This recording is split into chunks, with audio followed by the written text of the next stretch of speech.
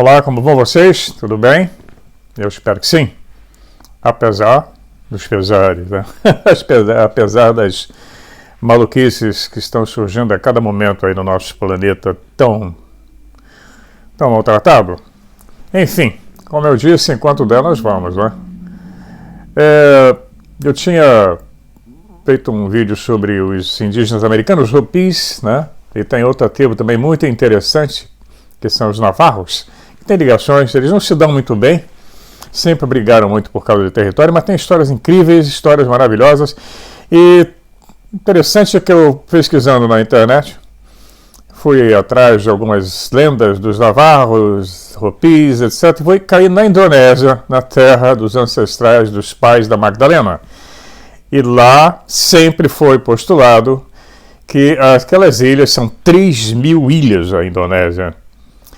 Tem uma história, um passado histórico tão fascinante, ou mais até, quem sabe, do que o Egito. E nós vamos caminhar por aí, pra vocês entenderem. E tem um brasileiro muito fantástico, um brasileiro que escreveu vários livros sobre o assunto. Ele, inclusive, é comentado em blogs lá na Indonésia. E eu tenho a impressão que quase ninguém conhece ele aí no Brasil, nem eu conhecia. Daqui a pouco eu não vou falar sobre ele.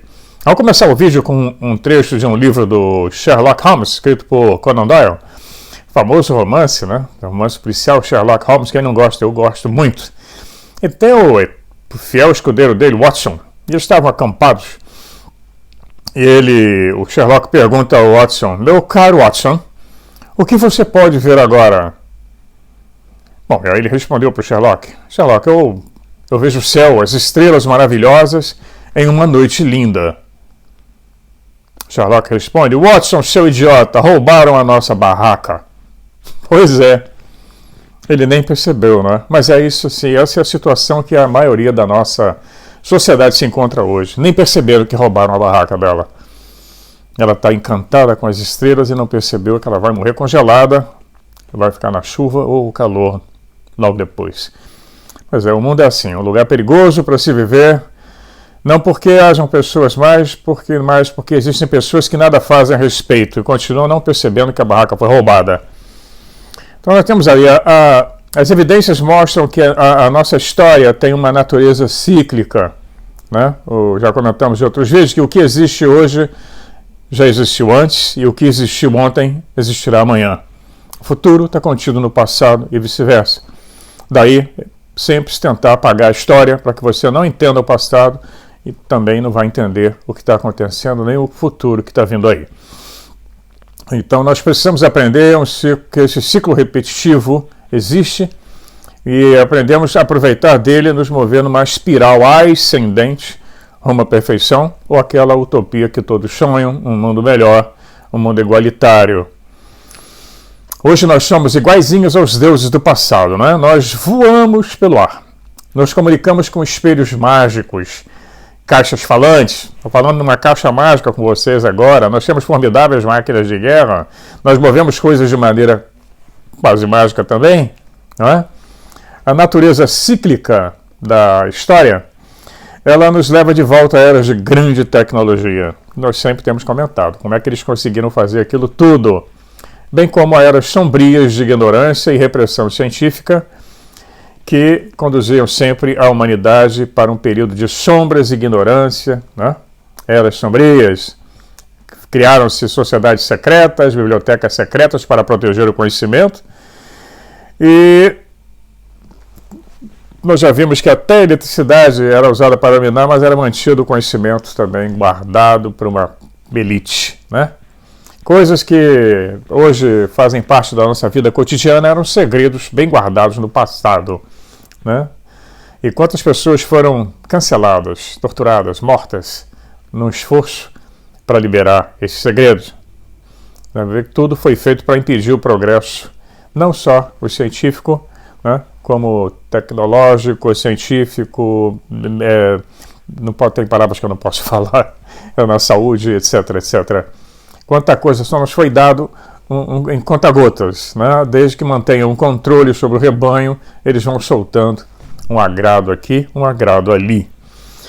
Pois é, então eu diria, né, meu caro Watson, elementar, meu caro Watson, chegamos a um desses mundos e conjectura no quais as mentes mais lógicas podem falhar, e cada um pode formular sua própria hipótese com base na evidência presente, e provavelmente a sua hipótese também será tão acertada quanto a minha. Como eu sempre digo, eu não estou pregando nenhuma religião, nem estou colocando nenhuma verdade absoluta, eu estou apenas discutindo, fazendo perguntas, procurando as respostas para esses enigmas que nos assaltam.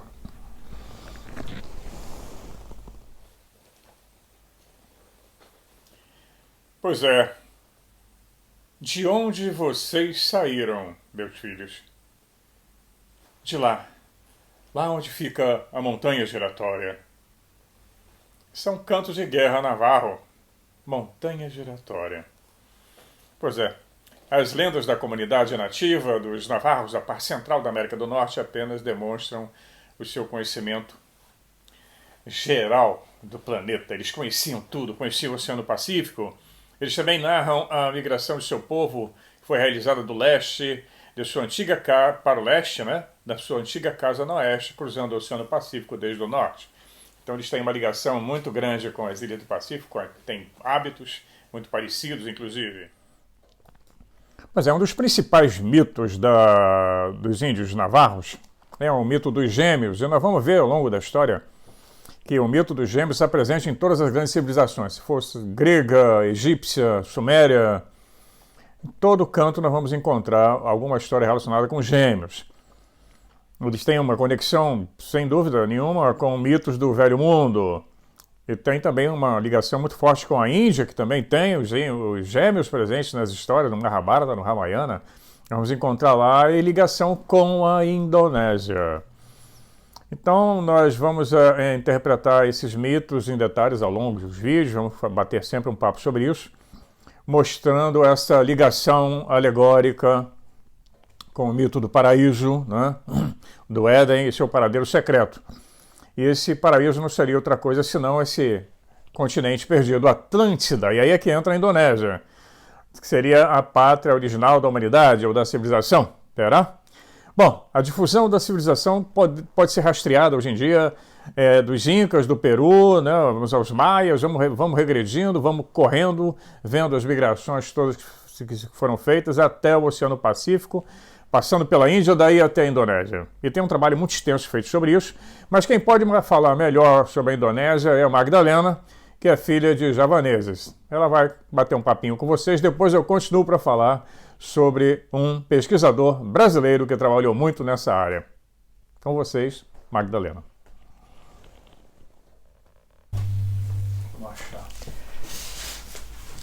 Olá, gente, tudo bem com vocês? Espero que todos vocês estejam bem, principalmente nessa época estranha de pandemia, que ainda tem uma política mundial quanto a isso, não é mesmo? Hoje o Arimatai vai falar de um assunto interessante do qual eu tenho a honra de participar, que é sobre a Indonésia. Embora eu seja holandesa, meus pais eram descendentes indonésios da ilha de Java. A Indonésia é um país formado por 13.466 ilhas, ou mais, dependendo da formação geográfica que muda constantemente. É o terceiro país mundial em população, depois da China, Índia e Estados Unidos. Ele tem 268 milhões de habitantes. Uma em cada 27 pessoas é indonésio, mas o mundo tem dificuldade de mencionar pelo menos um, né? E aqui estão vocês privilegiados que podem dizer que me conhecem, né? É a mais importante economia do sudeste da Ásia e tem pouca atenção mundial. Quando se pergunta onde fica a Indonésia, dizem que a resposta é não sei exatamente, talvez ali perto de Bali. É uma piada, porque Bali é simplesmente uma das ilhas.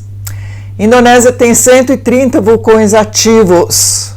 A gente está pensando do vulcão em Palma, imagina 130 no seu país.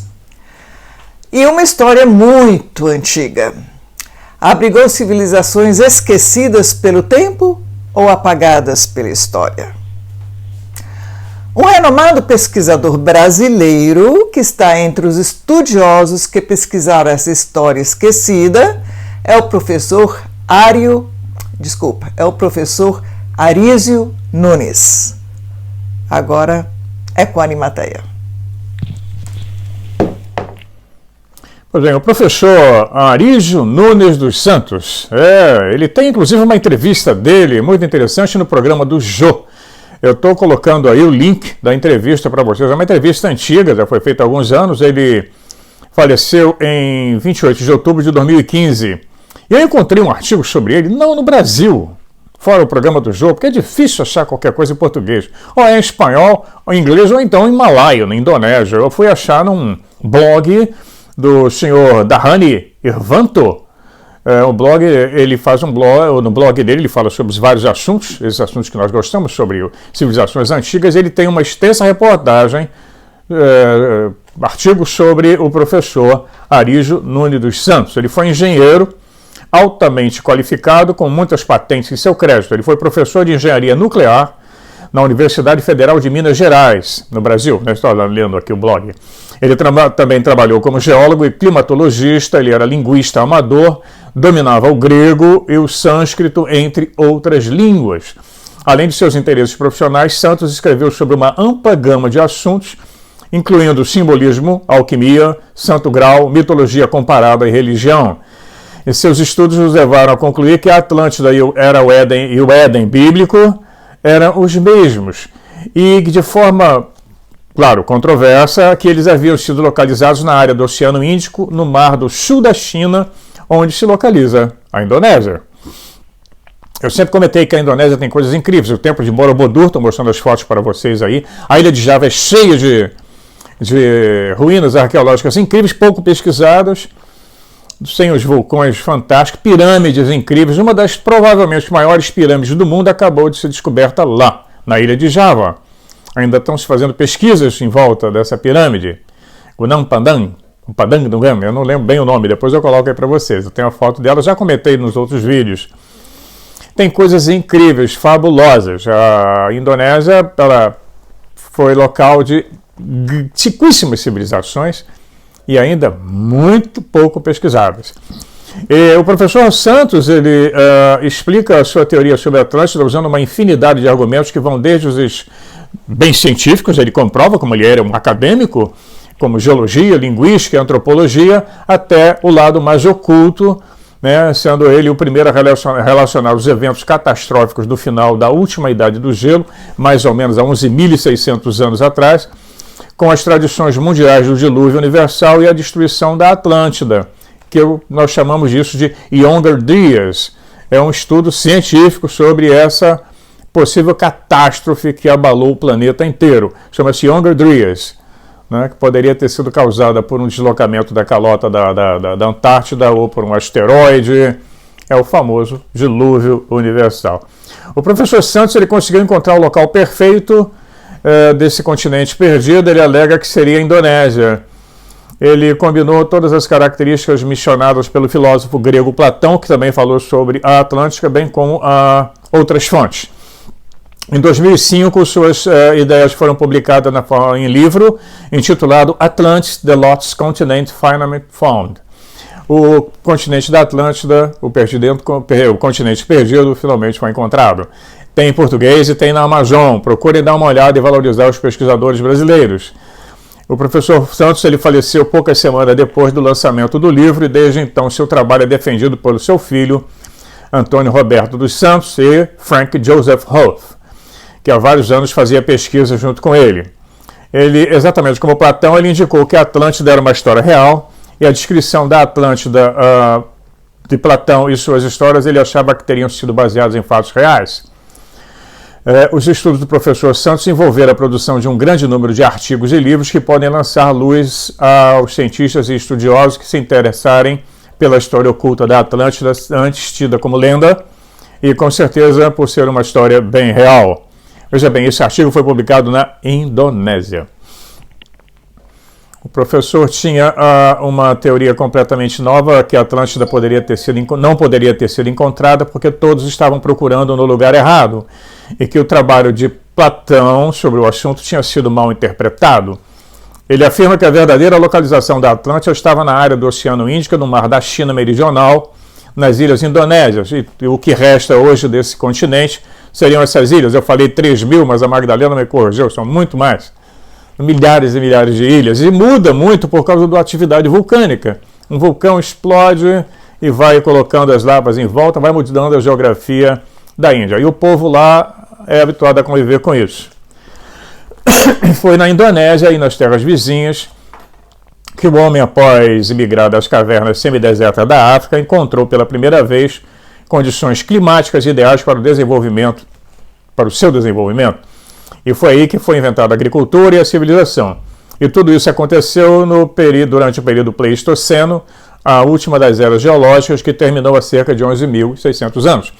Várias lendas, vários mitos falam sobre esse período de 12.000 anos, mais ou menos, em torno de 12.000 anos, que deve ter acontecido alguma coisa no nosso planeta que liquidou com a civilização anterior, da qual nós somos sobreviventes e da qual nós estamos vendo os restos espalhados por todo o mundo, e ver que tem muita ligação no processo do corte de pedras, das construções ciclópicas, linguísticas, costumes, etc. Nós vamos continuar a falar sobre isso, né, ao longo dos vídeos. Tem muito assunto pela frente.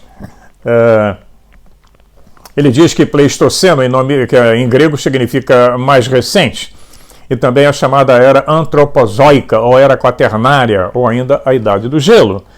Durante o Pleistoceno, e mais exatamente durante os períodos glaciais que aconteceram em intervalo de 20.000 anos, o nível do mar estava cerca de 100 a 150 metros abaixo do valor presente, né, do nível presente.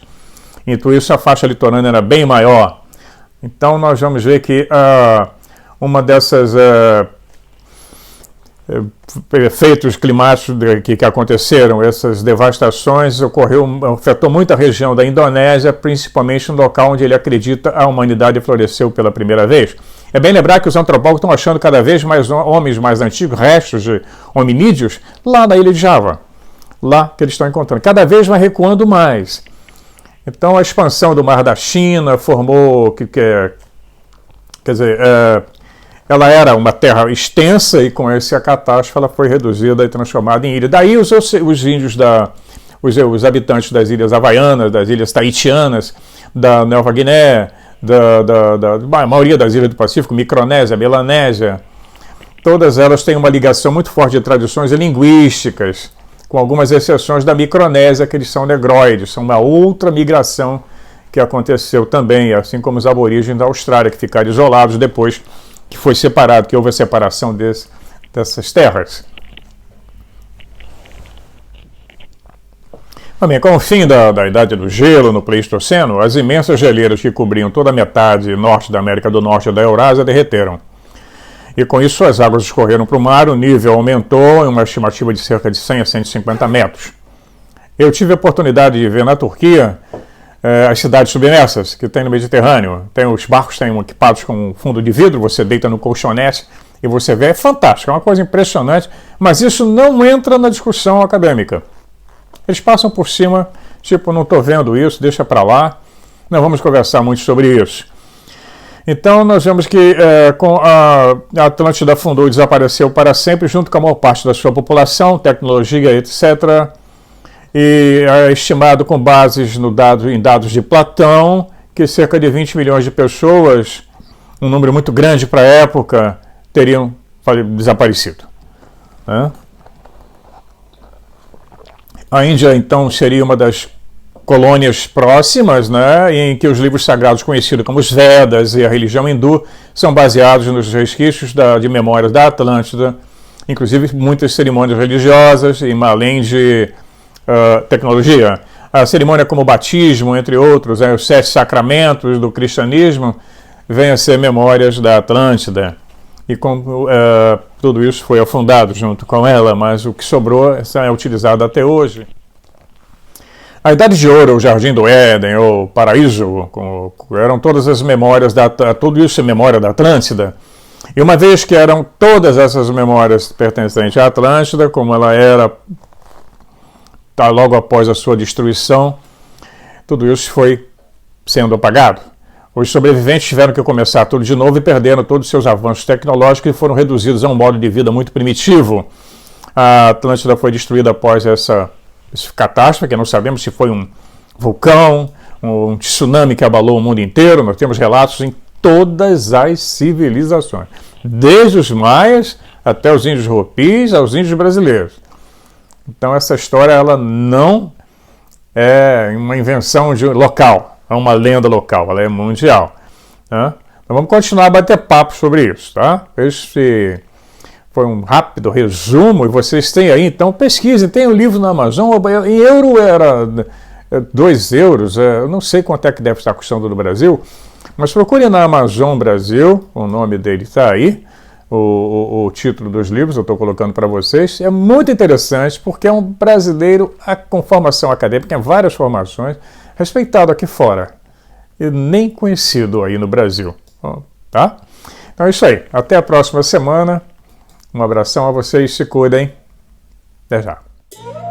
Bom, aí está Magdalena, na ilha de Java, no templo de Borobudur, quando adolescente. Nós vamos ver agora os livros do professor Arísio Santos. Tem aí da Amazon, eu achei na Amazon dos Estados Unidos, na Amazon americana, mas você tem que procurar na Amazon Brasil, com certeza vocês vão encontrar. Eles têm no sistema Kindle, em capa dura, alguns são muito caros, livro físico é muito caro, mas no sistema Kindle é bem baratinho. São vários livros, como vocês podem ver.